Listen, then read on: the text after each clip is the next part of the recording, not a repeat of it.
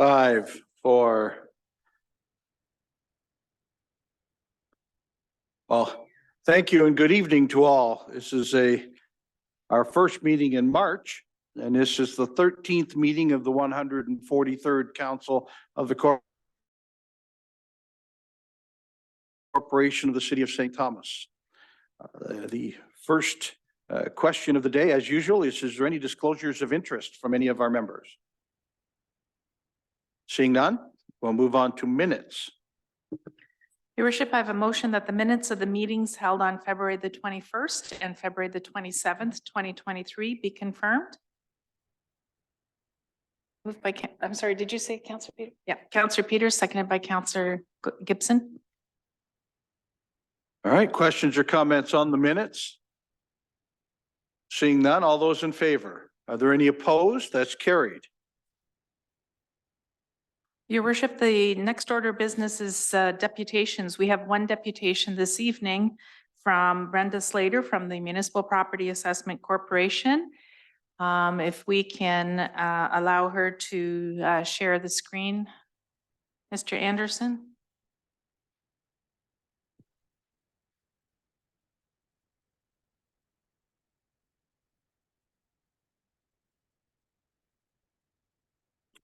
There we are. Good evening, everyone.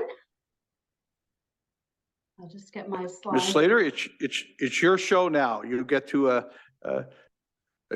give us all of your wisdom right here online. Okay, thank you very much. I should be on camera as well, but good evening, everyone, and thank you very much for the opportunity to speak with you tonight.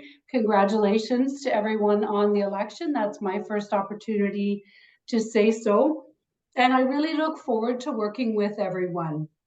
Municipal relationships are very important to MPAC. They are a priority to MPAC and certainly to myself as your account manager in municipal stakeholder relations. At MPAC, we are Ontario's property experts. Our job is to assess and classify more than 5.5 million properties across Ontario with a combined value of more than $3 trillion. In the past year, Ontario has grown by approximately 45,000 new residential homes. And in 2022, we added more than $37 billion to Ontario's assessment rolls. Ontario's property tax system and these assessments generate approximately $30 billion in annual tax revenue.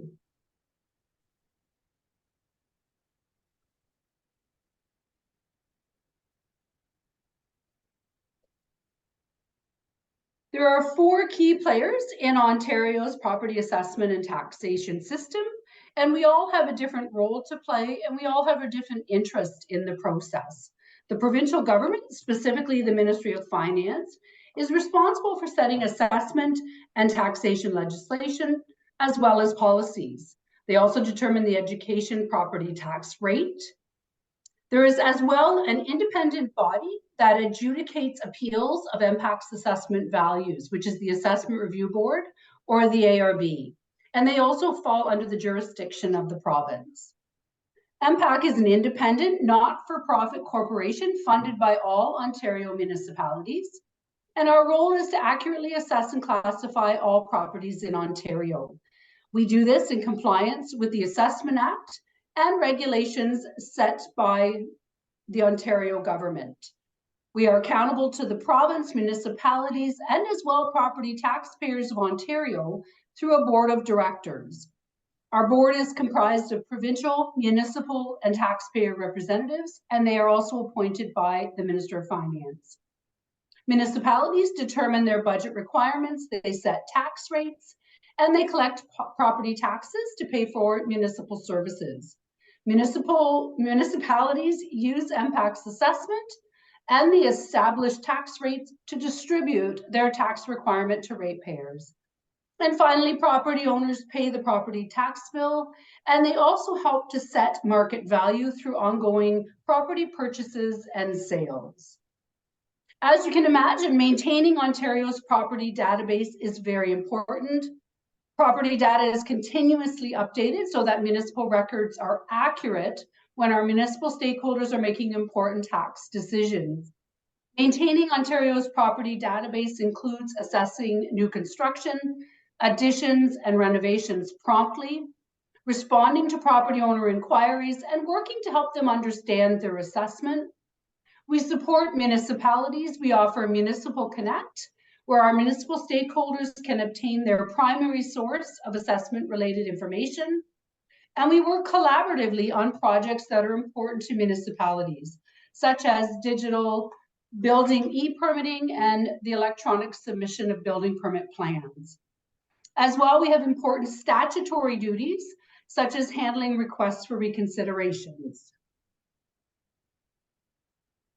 The reassessment that was scheduled to occur in 2020 was postponed by the province to provide stability and certainty to Ontarians, and also to enable municipalities to focus on responding to the challenges posed by the pandemic.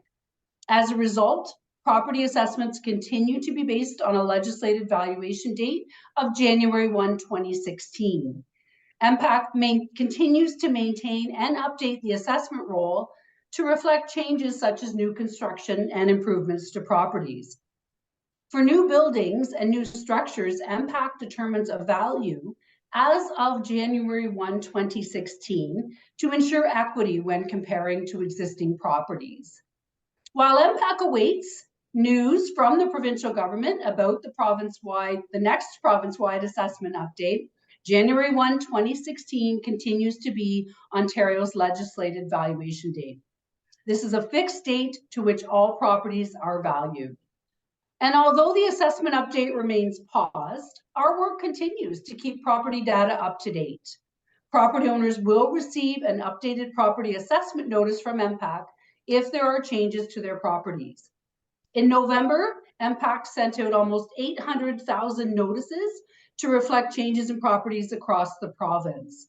And we sent just over 2,400 property assessment notices to property owners in the city of St. Thomas. Once the province announces when the next assessment update will take place, and as well what the valuation date will be, we will let you know. We can then work to have more meaningful conversations as we work to finalize the assessed values in your community. When we make changes to a property, on occasion, property owners may disagree, we mail property owners a property assessment notice, and on occasion, a property owner may disagree with our assessed value. A property owner may connect with you to let you know that they disagree with our assessment. And it is important to remember that the property assessments are not taxation. Property owners can ask themselves, could they have sold their property on January 1, 2016, as of the legislated valuation date for the assessed value we have on their property? Have they visited About My Property to review the information MPAC has on file regarding their property to ensure it's correct? Have they used About My Property to conduct a comparable search on other assessments within their community?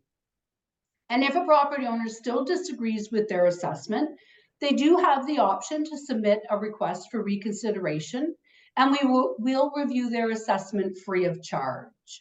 They do also have the option to file an appeal with the Assessment Review Board. The fastest way to start a review is to file the reconsideration through About My Property or through mpac.ca. I just wanted to take a moment to speak to the relationship between property taxes and property assessment. And assessments distribute the taxes. They do not determine the amount of taxes paid. And one of the most important factors is not how much the assessed value of a property has changed, but rather how the assessed value has changed relative to the average change in their class in that community. And this concept is explained in a recent toolkit that we shared with all municipalities.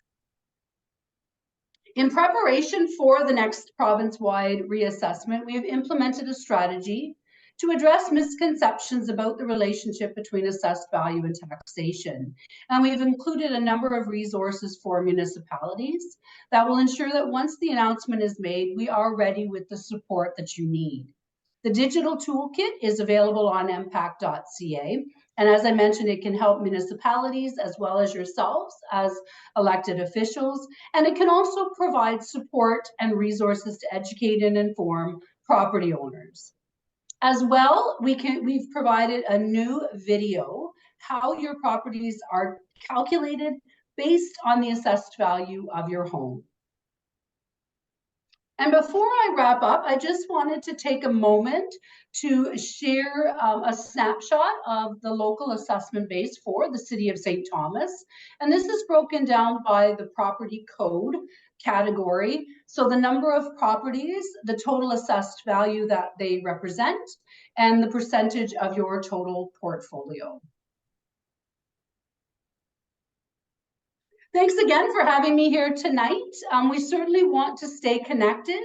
If you have not already, we do encourage everyone to subscribe to In Touch, which is our monthly municipal e-newsletter, and that can be done through mpact.ca, and that's where you'll find all of our digital resources. And at any time, you can certainly reach out to myself as your local account manager, and my contact information is noted on the last slide. Thank you very much.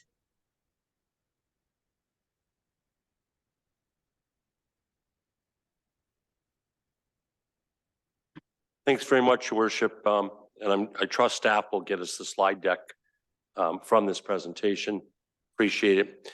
I had a house 2 doors down from me sell in the spring of 2020 for $167,000. In the spring of 2022, that house sold for $640,000. Today, with the way prices have dropped, it's probably down to, maybe it's worth $540,000. I don't know. I saw some real estate numbers.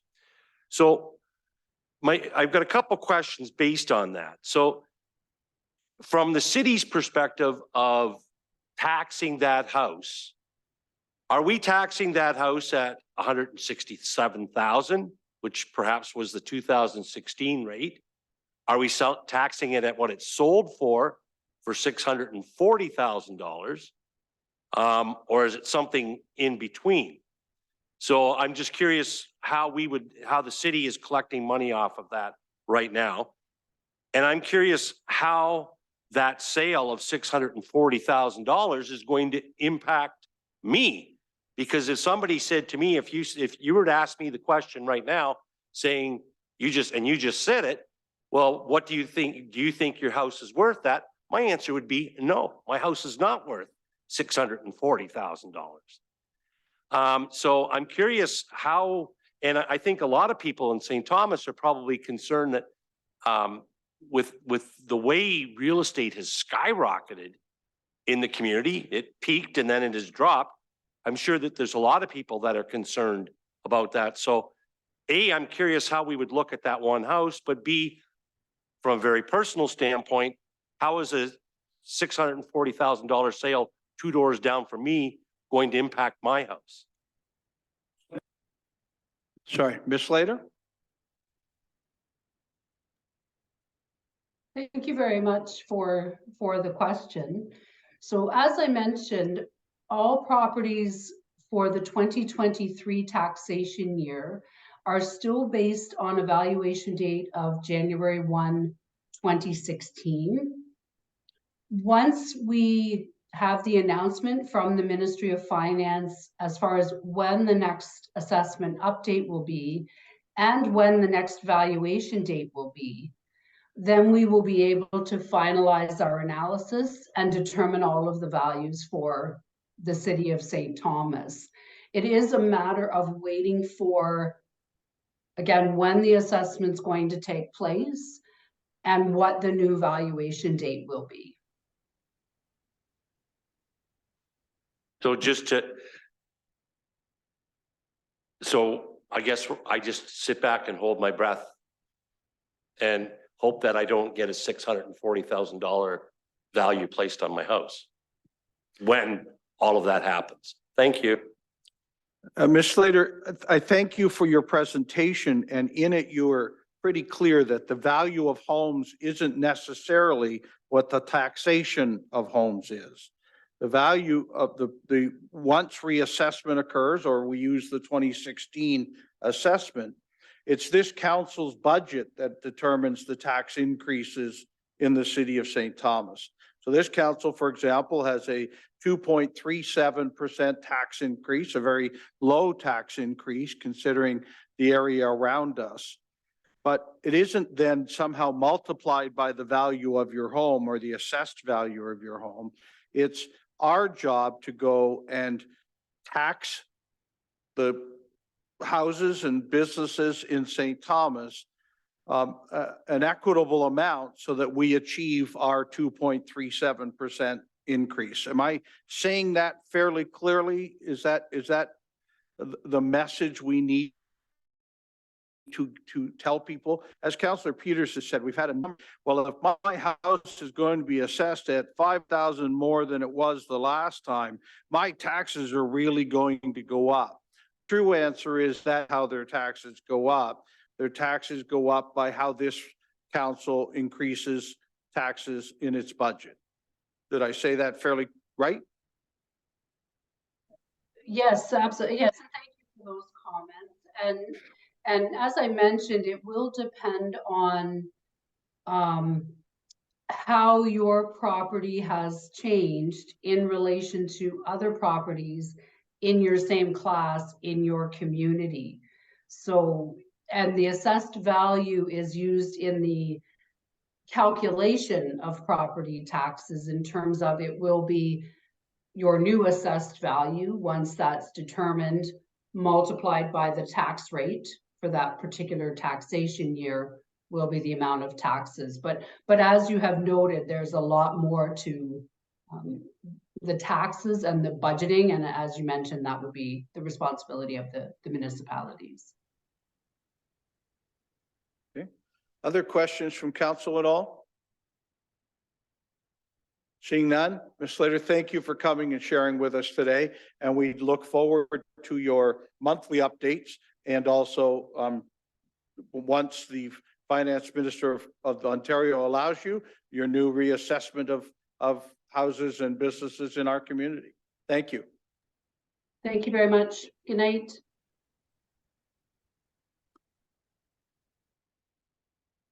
Next item.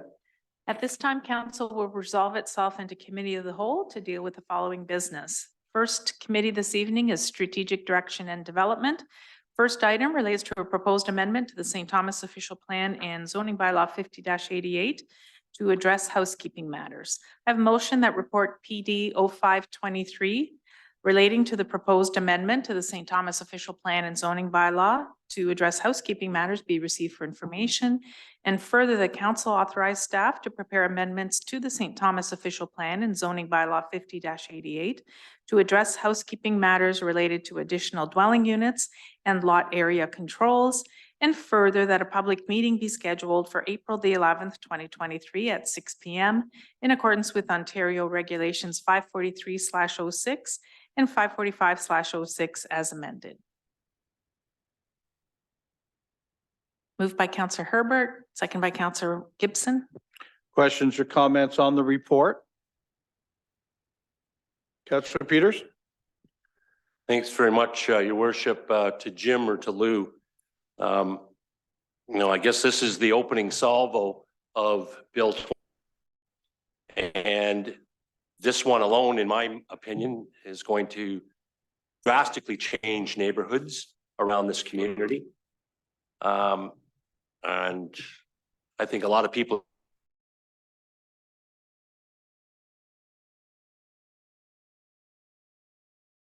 are going to be upset when some of these changes not to choose to do. So I have a couple of questions here that I just want to understand. I have a single family home, let's say Tecumseh Street, with a detached garage.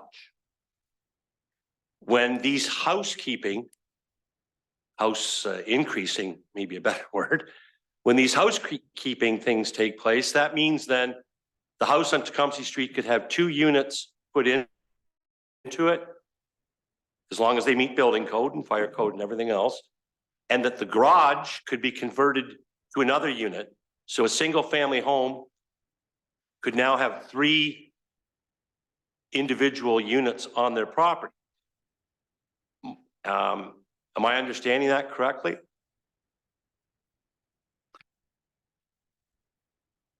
Mr. McCone, good to have you.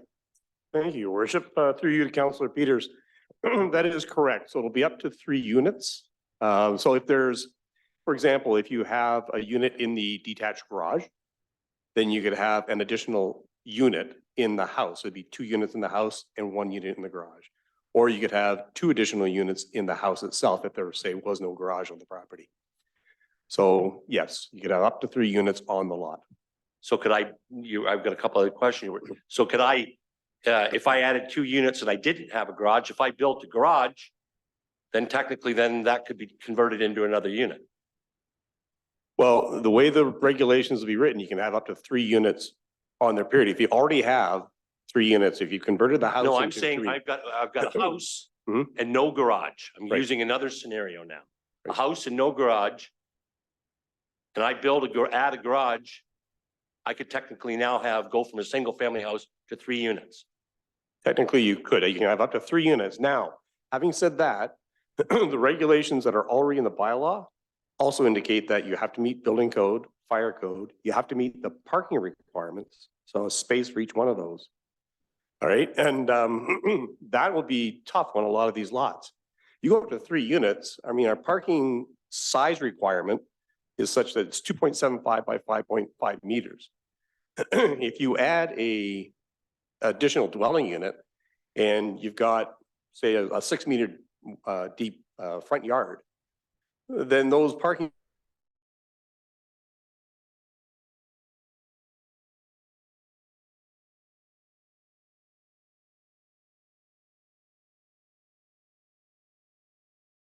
space that are starting to go across your front yard and occupy a front yard. With some property that has, you're going to be hard pressed to try to fit all that parking into the space and still meet that 50% rule. So there's other aspects of the bylaw that may limit people's ability to do. Okay, so the other scenario that I'd like to know then through you, Your Worship, to Jim is a lot of times garages were built that may not conform to, say, a setback from the neighboring yard today, that they're built almost on the property line in the back corner of your yard or something like that.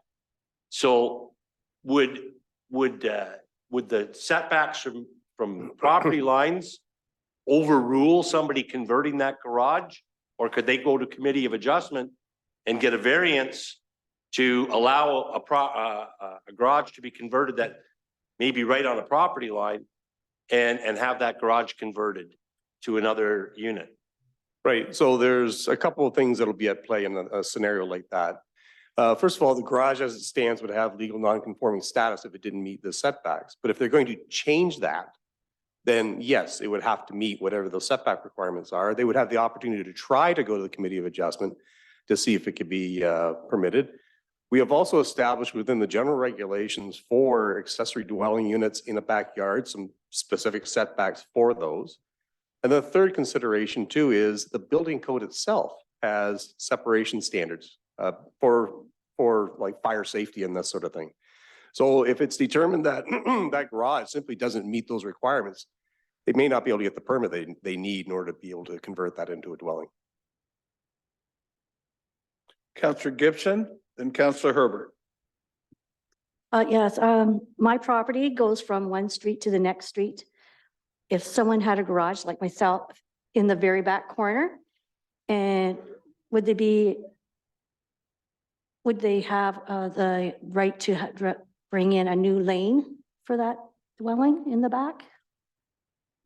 Your Worship, through you to Councillor Gibson, to provide a new access, it'd actually have to go through our Environmental Services Department because you need an access permit. So whether it's off of a back lane or off of a street, so they would have to determine whether or not an access could be provided for that the back of the property. Thank you. Thank you. Councillor Herbert. Thank you, worship. I'm just thinking out loud here. If I had a garage, I'll just say a garage, can I put a unit on top of the garage or not? That's my first question. Can you do that? So you'd have a garage and a unit above. Through you to Councillor Herbert. So again, the general regulations that we've established for the additional dwelling units has height restrictions. That's my second For question the right now. too. Is accessory there a height dwelling units restriction? in the backyard, so they wouldn't be able to exceed those height restrictions. Because we usually, we would allow a accessory dwelling unit in a rear yard to be closer than, say, our rear yard standard for the house, the principal house itself. But because it's getting closer, we've restricted the height so that it doesn't form an imposition on say, the adjoining rear yard and people's enjoyment of their yard. Thank you. Follow up, your worship. Certainly. Thank you. Is there a restriction on the size you can build? Like, could you just have two small little units? Or is there a restriction when you put a unit in? Does it have to be a certain width and height size? Your worship, through you to Councillor Herbert, we've dealt with the size of the units, again, through the regulations that are already in the bylaw for accessory dwelling units, that they can't exceed 50% essentially of the area of the existing house. So and we'll have to take a look at that with respect to these. Now they're allowing up to 2, and we might bring forward some changes in the proposed zoning changes for council's consideration. But what we're proposing right now is simply to deal with the additional unit that the province is essentially through Bill 23, it says it's mandatory. Councillor Clark, I see your hand, and I'll give you a second to get unmuted and ask your question. Thank you, Your Worship. My question is, will we be reviewing the parking standards so that we can help increase affordable housing in St. Thomas and meet the spirit of the new bill? Thank you, Your Worship. Through you to Councillor Clark. Again, the parking is set so they have to have at least 1 parking space per unit. So if you have 3 total units on the property, you'd have to have at least 3 parking spaces. What we've done with the additional dwelling units is we've established that you can handle those parking units as a tandem parking space. So if you have a single lane driveway that's rather deep, you're allowed to do tandem parking there. Whereas our regular parking provisions say that's not necessarily permitted, but they do allow it for the additional dwelling units because we are trying to encourage more affordable housing. Thank you. Councillor Clark, a follow-up? Are you okay? Okay, great. Further questions? Comments? All in favor? Any opposed? That's carried. Thank you. Next report relates to the Community Improvement Program Residential and Planning and Building Fees Grant for the property at 53 Malakoff Street. I have a motion that report PDO 723 relating to the Community Improvement Program Residential and Planning and Building Fees Grant for 53 Malakoff be received for information, and further the council direct that a bylaw be prepared to enter into a Community Improvement Program grant acknowledgement agreement with Carrie Sue Ross Vance and Rachel Elizabeth Ross Vance related to CIP application 2022-121. Moved by Councillor Kohler, seconded by Councillor McCauley. Questions or comments? Seeing none, all those in favor? Any opposed? Carried. Next item relates to a roadmap for reaching functional zero. I have a motion that report SESS 0323 related to a roadmap for reaching functional zero be received for information. Moved by Councillor Baldwin Sands, seconded by Councillor McCauley. Questions or comments on the report? Councillor Baldwin Sands. Thank you. I have a couple of questions for Ms. Nielsen, if I could please. I want to first thank her very, very much for this report. Each question that I had was answered in the body of the report. And it was very comprehensive, very well written, and thank you very much for it. I'm going to ask for something that's, again, not in the report because it's something I ask I believe, just about every time. However, I've noticed it ramp up even more. It's the volunteers in this community that also are pitching in and making a difference. And you have brought to light some of those items in the past, and I was hoping you could do so again tonight. That'll be my first question, and then I have another. Ms. Nielsen? Thank you, Your Worship, and good evening, Council. Thank you, Councillor Baldwin Sands, for your kind comments on the report. They're greatly appreciated. And yes, I'm very happy to speak about how incredibly collaborative this community is in coming together to find solutions to support our most vulnerable. So there are some providers that are noted in the report related to their efforts around supporting through housing, finding resources and matching people into supportive and affordable housing. And that's one part of the process. You're absolutely right that there are a number of different organizations and groups of people that come together regularly to not only address the housing needs, but all of the basic needs in the sense for community that people who find themselves experiencing housing instability need. A number of those groups include the Food Providers Network, the Poverty Coalition, the Nameless is another organization that engages in this really great work. There's our Housing Stability Alliance and a number of different groups that are meeting regularly to look at closing all of the gaps that exist in our community to create more equitable services and supports for people who need them. Councillor Baldwin Sands?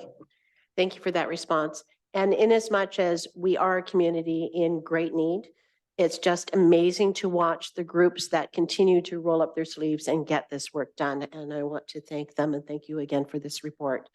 My next question is through to staff, to the CAO, if I could please. And it's about the comments about our community, because we as a council identified in our last term in our strategic plan about the need for more housing for this community. And I wanted to have an update from the CAO of where we are with that and where we are going in the future.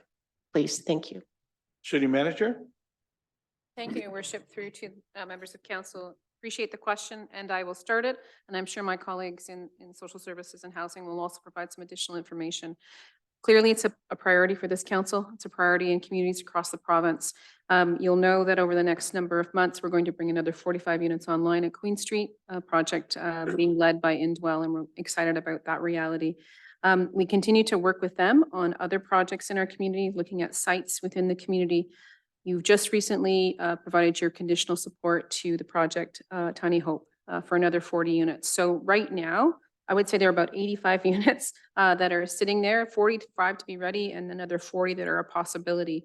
There are many service providers in this community who are interested in providing more housing. Our team in social services, and I know Ms. Sheridan is here as well, can speak to the work they're doing to do some strategic planning around what this looks like. Part of the mechanism by which we, as municipalities and service providers look for funding is through different levels of government, whether the federal level of government or the provincial level of government. And so we work with those proponents to try to make those application processes work. It's important as council, you've made the commitment and many times to provide land or provide additional resources. But moving forward, there is I will say, a finite pot of money that those organizations are competing for. And I mean that in the nicest of ways. And so we want to support them as best as we can, be available with resources, whether it's staff resources or land resources or other resources as well.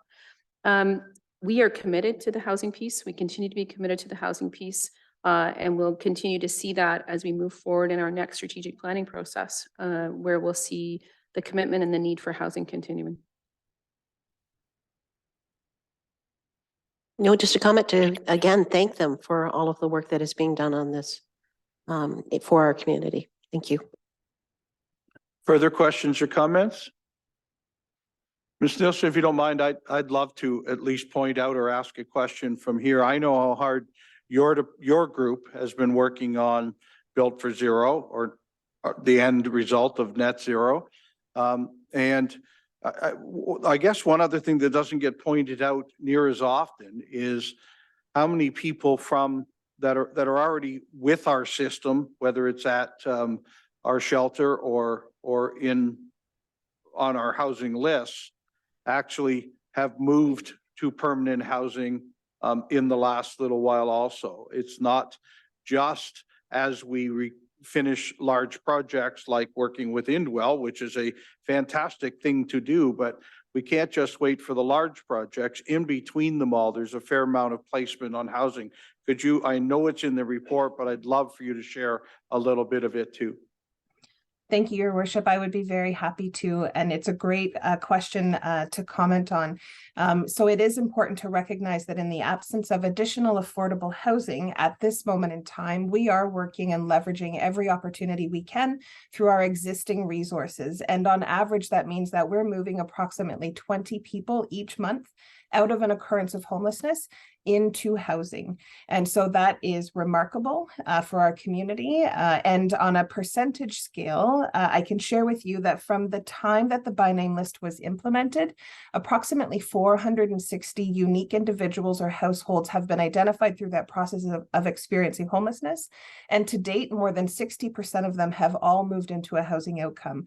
And comparably across other municipalities, that is a remarkable stat and really speaks to the incredible work of this hardworking and collaborative community. Thank you. Thank you for that. Councillor Herbert. Thank you, Worship. Through to Danielle. Before the election, I spent an hour with Danielle. We chatted about Built for Zero and Built for Zero Canada and Functional Zero. This report, Danielle, was excellent for me to look at and review the notes that I'd taken before. And it shows that we're working as a council and as you people, social service, are working hard to get us there. So, and our builders in the community. So thank you very much for this report. I found it very interesting, and I hope to get more information on as we move on. So thank you. Thank you, Councillor. Further questions or comments? Seeing none, all those in favor? Any opposed? That's carried. Thank you again. Your Worship, unless there are any further items from the members under strategic direction and development, we'll now move into community engagement and services. Our first item relates to community consumption and treatment services. I have a motion that report ADM 0623 on community consumption and treatment services be received for information, and further that staff be directed to report back with relevant information at the March 13th, 2023 City Council meeting to support council discussion, and further that staff advise the Southwestern Public Health that feedback from City Council would be provided after the March 13th, 2023 meeting. Moved by Councillor McCauley, seconded by Councillor Gibson. Questions or comments on this report? Really, this report asking for another report to come back to us next week. So I'm going to share it. Please, if you have, first of all, the group from Southwest Public Health is still looking for more people to finish their survey or even do a one-on-one interview. If anybody in the room is interested in that, or anybody watching at home, please by all means go on and do that survey. And second of all, if anyone from council has any input as to some of the information into next week's report, please pass it through the city manager on your thoughts, please. Any questions or comments? Seeing none, all in favor? Any opposed? Carried. Your Worship, unless the members have any further items under community engagement and services, we'll now move into infrastructure and civic operations. A first item relates to private property waste collection at 63 Elm Street. I have a motion that report ES 0623 relating to private property waste collection at 63 Elm Street be received for information, and further the council direct that a bylaw be prepared to authorize the execution of the collection agreement between Elgin Standard Condominium Corporation 43 for the provision of waste collection at 63 Elm Street. Moved by Councillor Herbert, seconded by Councillor Gibson. Questions or comments on this report? Councillor Kohler? Thanks, Your Worship. Looking at this, and I've been being able to go to the site and some of the other sites, I do have concern with this. One is the interpretation of GFL's entering onto private property and the safety, and then also perception, because when you look at this versus the Princess Ave that we, condos that we won't be servicing, based on the agreement and GFL's concern for safety, if we use that, this is, in my opinion, worse than the Princess Ave one, because this one here, when you drive in, there's no provision for parking for visitors, because the turnaround is probably what was intended for visitor parking to begin with. And when you look at it, if somebody chooses not to obey the signs, which they did the day that I visited the site, that truck has to go all the way in and then back up that entire lane and then reverse onto Elm Street, because they aren't going to be able to turn around there.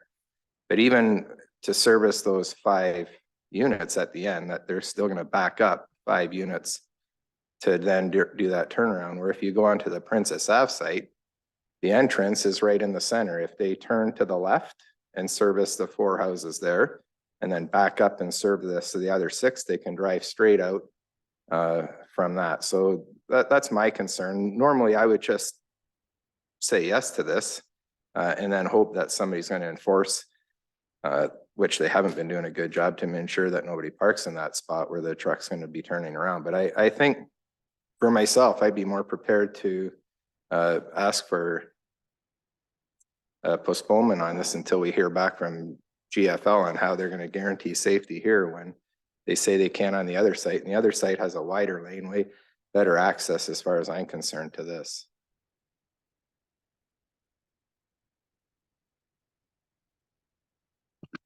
Could I ask Mr. Lawrence on the comments that Councillor Kohler just made? I'm reading this as if that's now a street front and GFL will drive by and pick up garbage same as it does on the street front on any street in our community. Am I missing something? No, you're correct. They'll drive by, they'll collect on the right side, they'll turn around at the, the established turnaround, and then they'll exit the site. Okay. Councillor Kohler? But it's not street front as city street front, it's private property street, just like the condominiums that requested the same thing on Princess Ave. That's what I'm saying. And to service this site is really no different than what they were asking for at the Princess Ave. And it was turned down because GFL said that it wasn't safe to enter that site, which this site has a narrower lane. The other site, if all provisions are taken up by visitors that are currently on site, the truck still has full access to the whole lane both ways. Mr. Lawrence, which is correct? Where are we at? The difference. Has GFL said they can do this? That may be a better way for me to ask the question. They can, and they have. And the key difference between this site and the other is that this one planned for it. They planned for a turnaround that allows the pickup to happen on the right side and to have the truck safely turn around.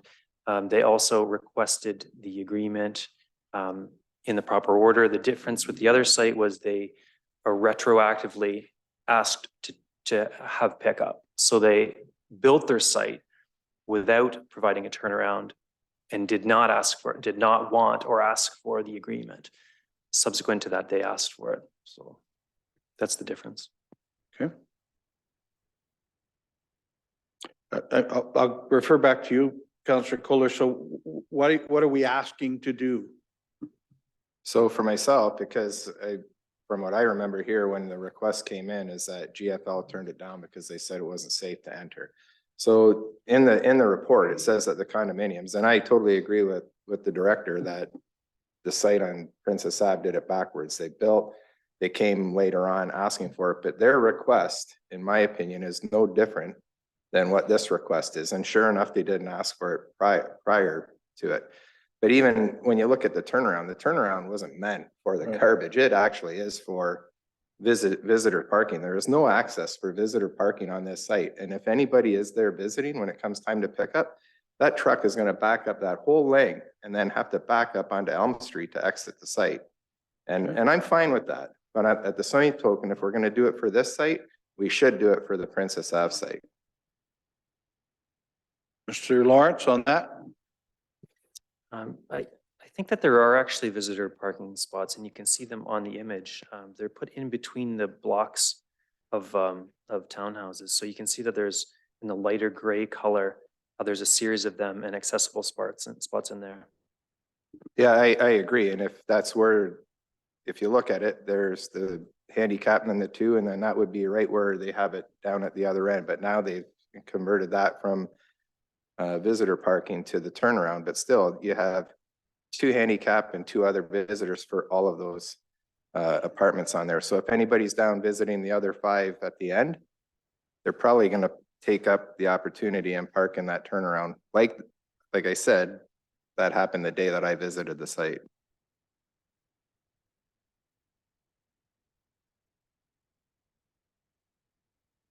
Sorry, I see Councillor Clark's hand. Councillor Clark? Thanks, Your Worship. For me, the difference is the fact that everyone that bought the condominiums on the site that Councillor Kohler is referring to over off of Wellington Street knew when they and purchased their condo that this was the service that was going to be delivered, and it was then individual members, not all, asking for the change. Here, it's the builder who has provided the turnaround and as part of the condominium development has put things in place, and our service provider says that they can make it work, whereas they couldn't make it in the other. So I guess I see that there is, to me, 2 totally different stories here. Thank you. Okay, further discussion or comment? Councillor Gibson? Thank you, Your Worship.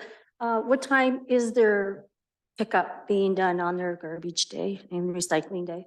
Do you know? Mr. Lawrence? I'm not sure what day they're.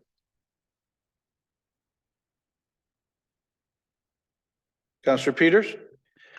Well, thanks, Your Worship. And I guess when I looked at the site, and I didn't think to go back and look at Princess, but I've been to Princess and walked it.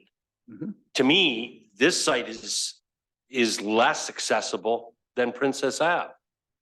And notwithstanding the fact that the Princess Ave development went at it perhaps not in the right way, I'm with with Councillor Kohler. I don't see the difference other than the fact that this condominium asked for it up front and the other one asked for it retroactively. But in the end, I think the Princess Ave site is more accessible than this one. And I've got concerns that we're not setting a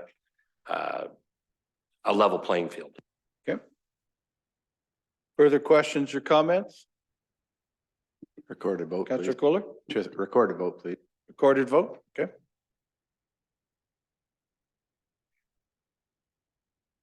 I think we'll go to the vote. Thank you, Your Worship. Councillor Baldwin Sands, Yes. Councillor Clark, Councillor Gibson, Yes. Councillor Herbert, No. Councillor Kohler, No.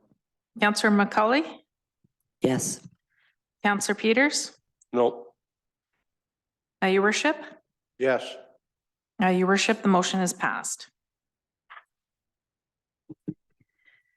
Your Worship, the next item relates to the 2022 summary and annual reports for the St. Thomas Water Distribution System. I have a motion that report ES 1223 relating to the 2022 summary and annual reports for the St. Thomas Water Distribution System be received for information.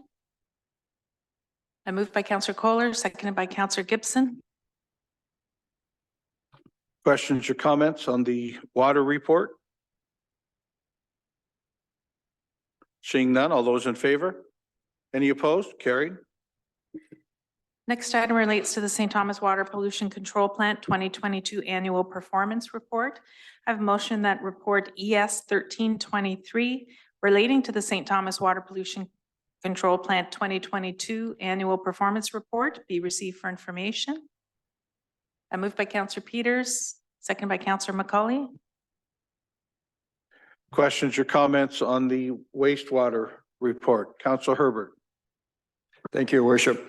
On page, I think it's 58, I see it said the city has completed several studies and process of adding additional odor control systems to the plant.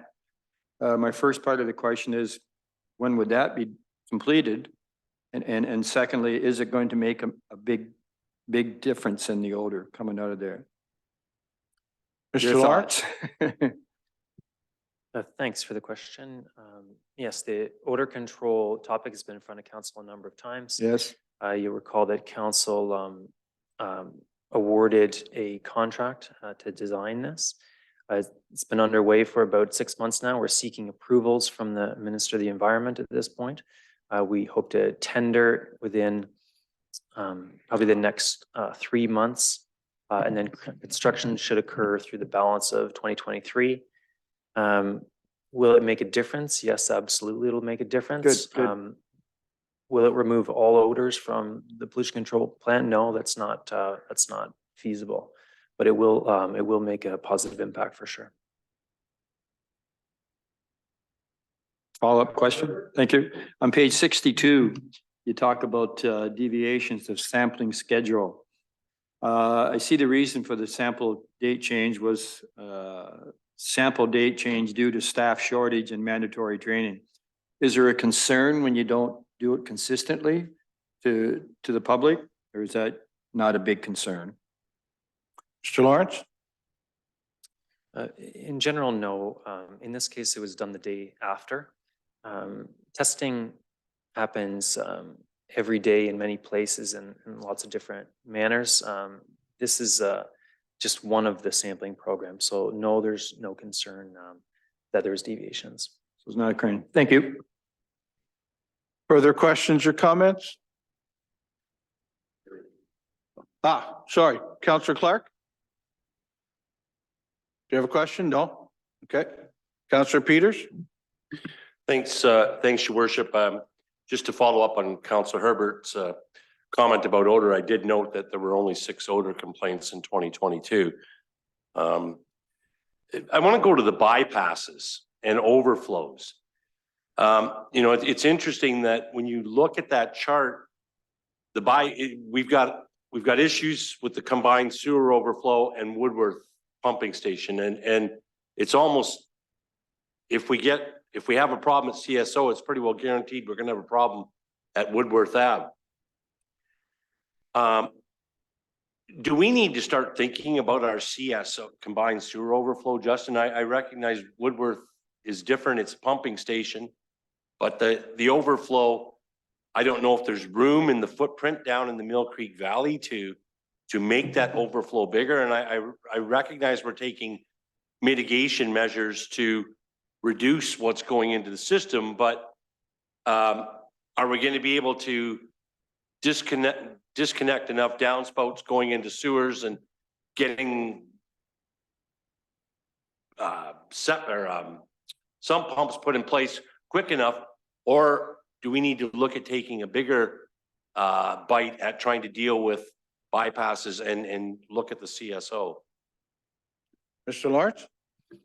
Thanks. It's a good line of questioning, and what you have to look at is the return on investment that the city can make towards reducing the bypasses.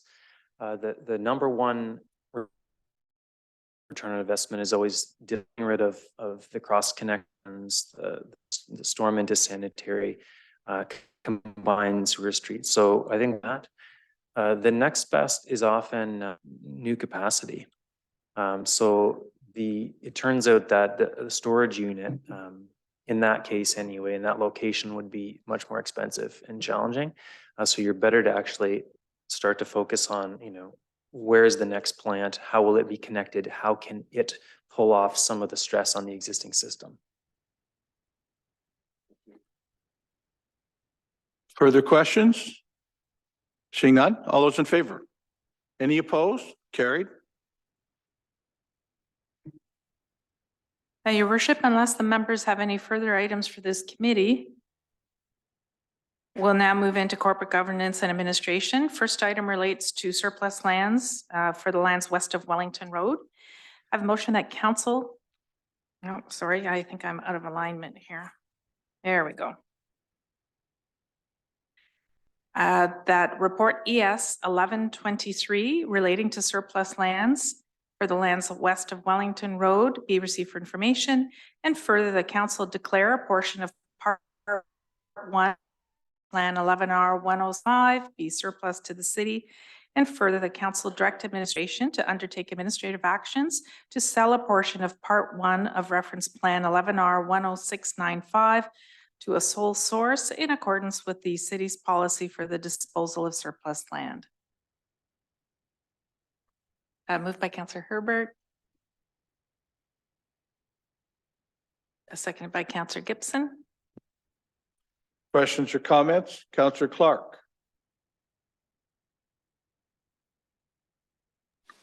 Thank you, Your Worship. I'm just wondering why a private investor would see the land as valuable for investing in future development, and why how we arrived at a decision that it wasn't. We're not making any more land. We're looking at places to put affordable housing and market value things. So I'm just wondering how we arrived at our decision to make it surplus. Mr. Lawrence, are you here to help us with that? Okay, we'll let you do it then. Thanks. I think the councillor may be presuming that we would declare it surplus and have a $0 value. In this case, we will assess the value of it and seek someone to acquire that from us. So we will recoup the costs. In this case, the clerk can correct me if I misstep, but the process would be to go to an in-camera report to talk about the actual disposition itself. Further. Does that answer the councillor's question? Councillor Clark? No, I guess I'm wondering why we see no value. How did we arrive at the decision that it would be surplus? I understand we would recoup some dollars for it. I'm just wondering if it's suitable to build houses on for a developer. How did we arrive at the decision that it's not useful for us in the future?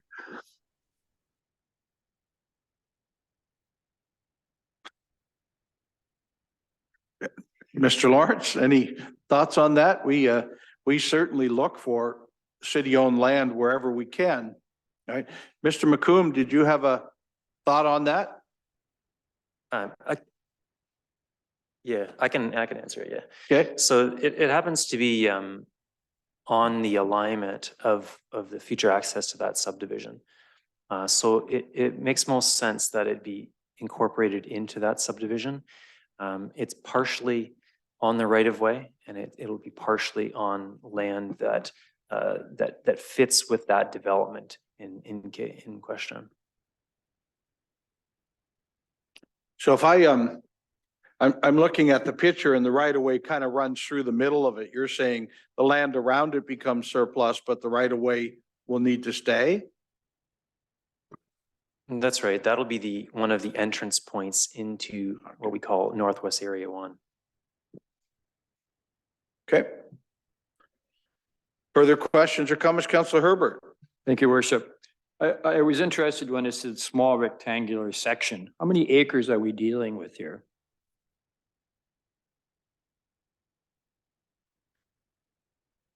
I'm not sure the exact acreage, but it's something like 1 acre. 1 acre? Yeah. That's 1 acre? Okay. Okay. I don't expect high-rise apartments on there then. I guess on 1 acre. Thank you. Further questions or comments? Seeing none, all those in favor? Any opposed? Councillor Clark, okay?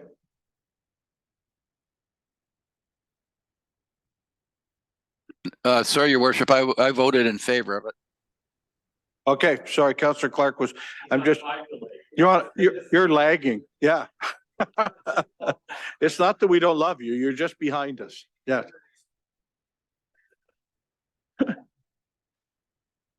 The next item, your worship, relates to public sector salary disclosure for 2022. I have a motion that report HR 0123 regarding public sector salary disclosure for 2022 and the public sector salary disclosure statement be received for information.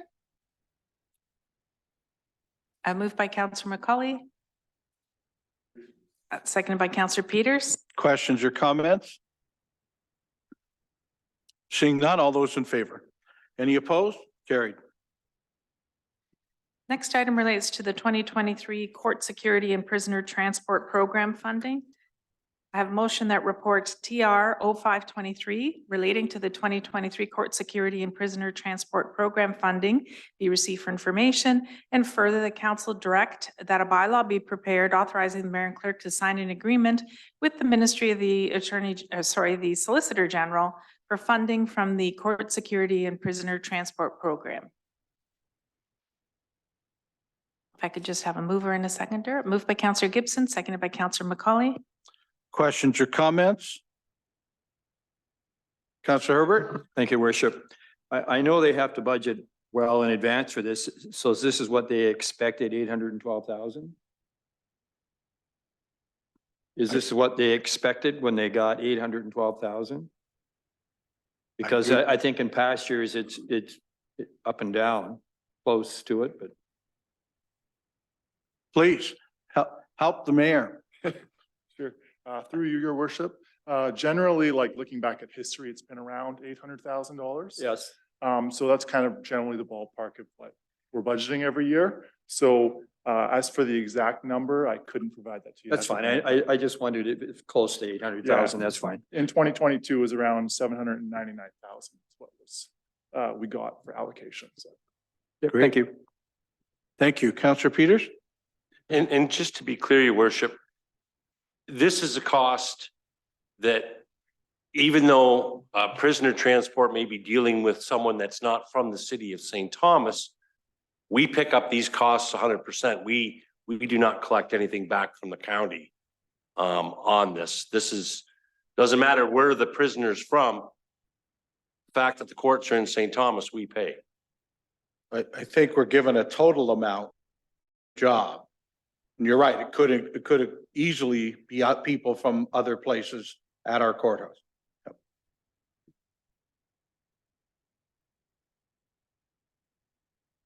Further questions or comments? Seeing none, all those in favor? Any opposed? Carried. Next item relates to the 2022-2023 provincial gas tax. I have a motion that report TR 0623 relating to the 2022-2023 provincial gas tax revenue be received for information, and further the council direct that a bylaw be prepared authorizing the mayor and clerk to sign in a letter of agreement with the Ministry of Transportation for the transfer of provincial gas tax revenues to the city. Moved by Councillor Baldwin Sands, seconded by Councillor McCauley. Questions or comments? Seeing none, all those in favor? Any opposed? It's carried. Next item relates to Phase 4 Safe Restart Agreement.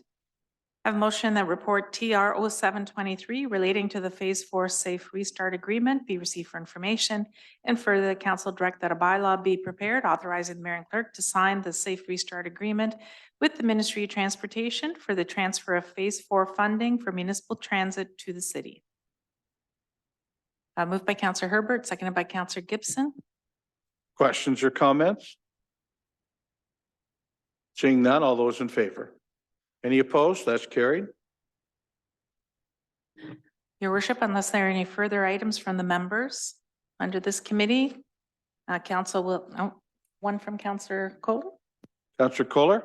Sorry, your worship, I didn't get my hand up quick enough for you to notice it when we were talking about the public sector salary. I was just wondering, well, that's in the chart.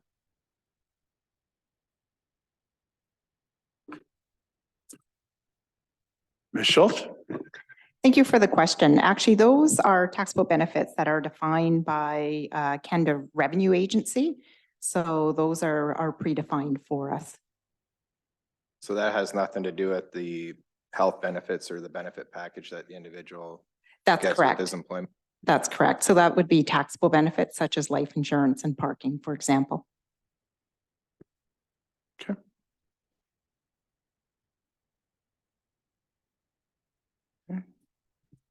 Next item. Your worship, we're now moving into regular session. I have a motion that the recommendations, directions, and actions of council as in committee of the whole as recorded in the minutes of this date be confirmed, ratified, and adopted. I moved by Councillor Baldwin Sands, seconded by Councillor Gibson. Questions or comments? Seeing none, all those in favor? Any opposed? Carried. No reports of committees this evening. We now move into petitions and communications. First item relates to request for bylaw exemptions and use of the Joe Thornton Community Center parking lot from the Kinsman Club of St. Thomas. Your worship, we have received 3 letters from Mr. Cam Walters, Secretary to Kinsman Club, and I do have 3 motions relating to these letters. The first letter is requesting an exemption of from bylaw 9697 to permit the sale of fireworks on July 2nd, 2023. The second is relating to fees associated with the sale of fireworks from May 16th to 22nd and June 24th to July 1st. And the third is requesting permission to store a trailer at the Joe Thornton Community Center parking lot from May 24th to June 23rd, 2023. So with respect to the first letter, I have a motion that the letter received from Mr. Walters requesting an exemption from bylaw 9697 to permit the sale of fireworks on July 2nd, 2023 be referred to the fire department for a report. Moved by Councillor Gibson, seconded by Councillor McCauley. Questions or comments? Seeing none, all in favor? Any opposed? Carried. Next. Second, that the letter received from Mr. Walters relating to fees associated with the sale of fireworks be referred to the Treasury Department for a report. Moved by Councillor Baldwin Sands, seconded by Councillor Herbert. Questions or comments? Seeing none, all in favor? Any opposed? Carried. Third is the letter received from Mr. Walters regarding permission to store a trailer be referred to the Parks, Recreation, and Property Management Department for a report. Moved by Councillor McCauley, seconded by Councillor Baldwin Sands. Questions or comments? If I can add at this point, Madam Clerk, we're asking for these reports to come back fairly quickly so the Kinsmen can do their planning. Absolutely, Your Worship. Okay, then all in favor? Any opposed? Carried. Next item is a letter received from Mr. Mark Durbridge, job developer with Employment Services Elgin, requesting free citywide transit on April 5th, 2023 for a job fair to be held at the Joe Thornton Community Center. Your Worship, I have a motion that council approve free transit service on April 5th, 2023 between 12 p.m. and 6 p.m. to support a job fair taking place at the Joe Thornton Community Center. Moved by Councillor Kohler, seconded by Councillor Gibson. Discussions or comments? Seeing none, all those in favor? Any opposed? Carried.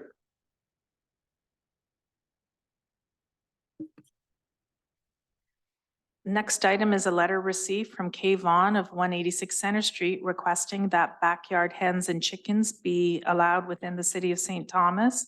And for the members' information, the keeping of livestock is prohibited by the city's zoning bylaw. Your Worship, I'm not sure where council would like to go with this particular item.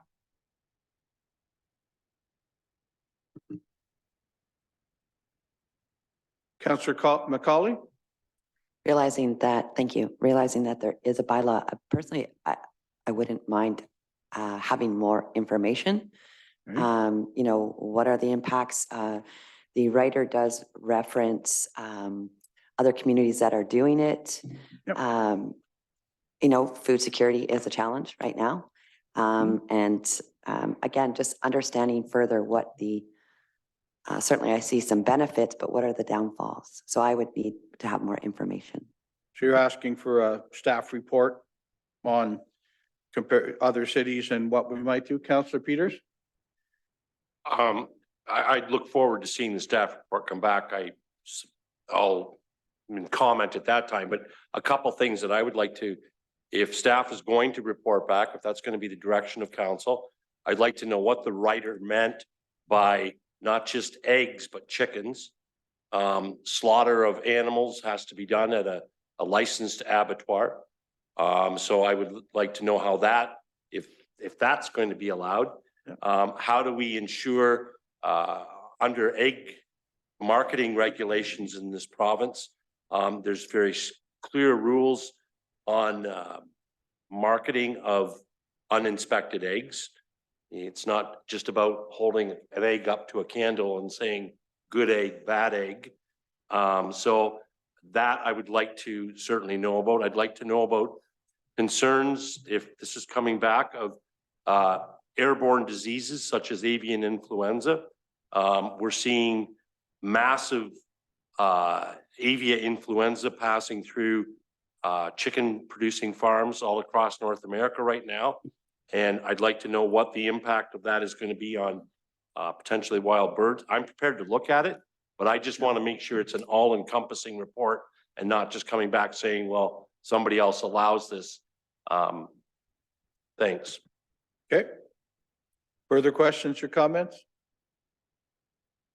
So your worship, at this time, I have a motion by Councillor Macaulay that the letter received from Kay Vaughn be referred to Planning and Building Services and Environmental Services Department for a report. I just need a seconder. Seconded by Councillor Peters. Further questions or comments? Seeing none, all in favor? Any opposed? Councillor Kohler? Okay.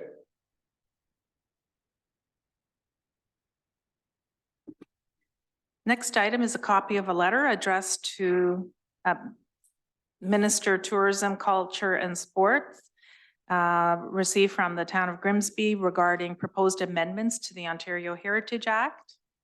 The next item is notice from the Kettle Creek Conservation Authority regarding the authority's approved 2023 levy. And final item on the agenda is information received from the Ontario Farmland Trust regarding the 2023 Farmland Forum being held on March 23rd, 2023. Your worship, listen, there are any items of petition and communication from the members. We'll now move into unfinished business of council. And seeing no items from the members, we'll now move into new business of council. Seeing no items in that regard as well, your worship, we'll move to the one item that is presently on the agenda, and that is a motion by Councillor Kohler that the city tree at the northeast corner of Elm Street and Fifth Avenue be removed and replaced with a less invasive species. I'm just looking for a seconder. Seconded by Councillor Peters. Discussion, questions or comments? Councillor Kohler? Thanks, Your Worship. First, I want to thank the Director of Parks and Rec too, because he put a lot of time in this and actually did come forward with a compromise. Unfortunately, the compromise that was put forth was unable to be enacted on from the resident because arborists just don't want to come in and give a report against a city tree. One was very honest and said doesn't want to jeopardize the future potential of getting any contracts with the city. But anyways, with this tree, there's been a lot of human equity put on here. It's not like as if it's a thriving, healthy tree. I think when people drive by it, they can see the way it's been trimmed for the wires, that it's not a very attractive looking tree anymore. And also that is creating some heartache for the resident. But that's why I put the motion forward, is to, have it removed, replaced with a less invasive species so that we can just be on with it and, you know, hopefully satisfy the homeowner and right now there's a concern on their part because the arborist or the contractor that was by to trim it for the lines had told him that it's in very poor shape and was concerned that some of the large limbs are about to come down. So I think it's just to save the staff to keep going out and monitoring the tree. It's not like it's more of an if, you know, not if, but when it's gonna come down. So we might as well address it now and hopefully be satisfied with it and put up a nice new tree, which they certainly welcome. Councillor Herbert? Thank you, Worship. I had the opportunity to go visit the tree and it's really been trimmed. It's got its problems. And if I recall, a few years ago, there was a bat that did some damage to it. And it's in bad shape. I just assumed that a really bad storm, it might come down. So I really think something should be done to it. So anyway, thank you. Further questions or comments? Seeing none on the motion, all in favor? Are there any opposed? That is carried. Your worship, unless there are any further items of new business from the members, we'll now move into bylaws. I have a motion that leave be granted to bring in the bylaws. Moved by Councillor Baldwin Sands, seconded by Councillor Gibson. Questions or comments? Seeing none, all those in favor? Any opposed? Carried. Have a motion by Councillor Baldwin Sands, seconded by Councillor Gibson, that the bylaws be now read a first time, referred to council and committee of the whole, and read a second time. Questions or comments? Seeing none? All in favor? Any opposed? Carried. Thank you, Madam Clerk. First bylaw, please. First bylaw is a bylaw to confirm the proceedings of the council meeting held on the 6th day of March, 2023. Questions or comments? Seeing none, all in favor? Any opposed? That motion's carried. Next bylaw, please. Second bylaw is a bylaw to temporarily remove certain lands from part lot control. Lots 14 to 15, 19 to 22, 24 to 29, 33 to 35, 37 to 39, 44 to 45, 48, 51, 54 to 56, 65 to 66, 69 to 71, lot 73, 84 and 90 on Plan 11M 258 relating to the Orchard Park Meadows. Questions or comments? Seeing none, all in favor? Any opposed? Carried. Next bylaw, please. Next bylaw is a bylaw to authorize the mayor and clerk to execute and affix the seal of the corporation to a certain agreement between the city and the Young Women's Christian Association of St. Thomas. This relates to affordable housing development consisting of 40 dwelling units provided in a mix of single detached, semi-detached, and townhouse dwellings at 21 Kane Street. Oh, sorry. Questions or comments? Seeing none, all in favor? Any opposed? Seeing none, carried. Next bylaw, please. Fourth bylaw is a bylaw to authorize the mayor and clerk to execute and affix the seal of the corporation to a certain agreement between the city, Carrie Sue Ross Vance, and Rachel Elizabeth Ross Vance. This is a grant acknowledgement agreement under the Community Improvement Program for the property at 53 Malakoff. Questions or comments? Seeing none, all in favor? Any opposed? Carried. Next bylaw, please. The fifth bylaw is a bylaw to amend bylaw 188-2002, being a bylaw to impose fees or charges with respect to parks and recreation services. Questions or comments? Seeing none, all in favor? Any opposed? Carried. Next bylaw, please. Sixth bylaw is a bylaw to authorize the mayor and clerk to execute and affix the seal of the corporation to a certain agreement between the city and His Majesty the King in right of Ontario as represented by the Solicitor General. This relates to court security and prisoner transport program funding. Questions or comments? Seeing none, all in favor? Any opposed? Carried. Next bylaw, please. Seventh bylaw is a bylaw to authorize the mayor and clerk to execute and affix the seal of the corporation to a certain agreement between the city and His Majesty the King in right of Ontario as represented by the Minister of Transportation. This relates to a transfer payment agreement under the Safe Restart Phase 4 funding for municipal transit. Questions or comments? Seeing none, all in favor? Any opposed? Carried. Next bylaw, please.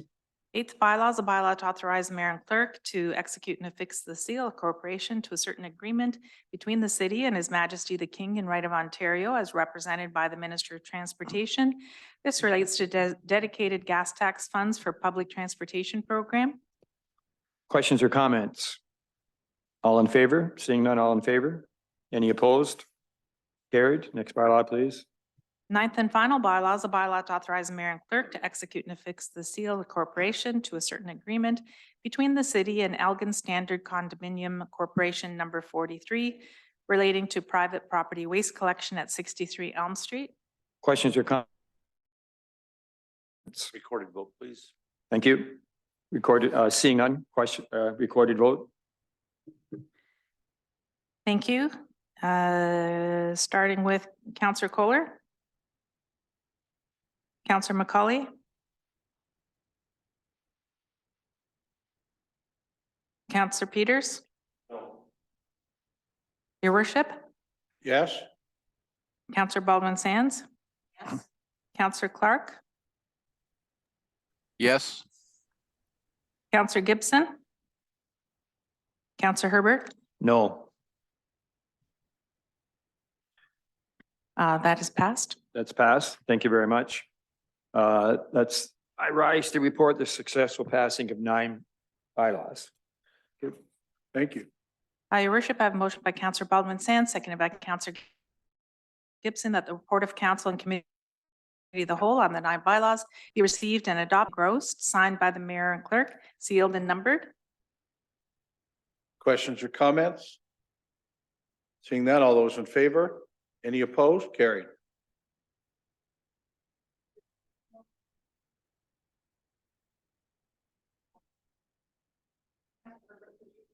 Oh, sorry. Your worship, no notices of motion, no public notices this evening. There is a need to move into closed session, and I have a motion that this meeting be closed to deal with a proposed or pending acquisition or disposition of land and 2 matters relating to a proposed or pending disposition of land. Moved by Councillor Baldwin Sands, seconded by Councillor Gibson. Thank you. Before we vote, I would like to share with the folks at home, we'll be going into a closed session now, and we'll only come out of that closed session to pass anything that was accomplished during the closed session or to adjourn for the day. So we thank you at home for joining us. We thank you for those online or watching on Rogers for joining us. And I will now ask, is there any questions or comments on moving into closed session? Seeing none, all those in favor? Any opposed? That's carried.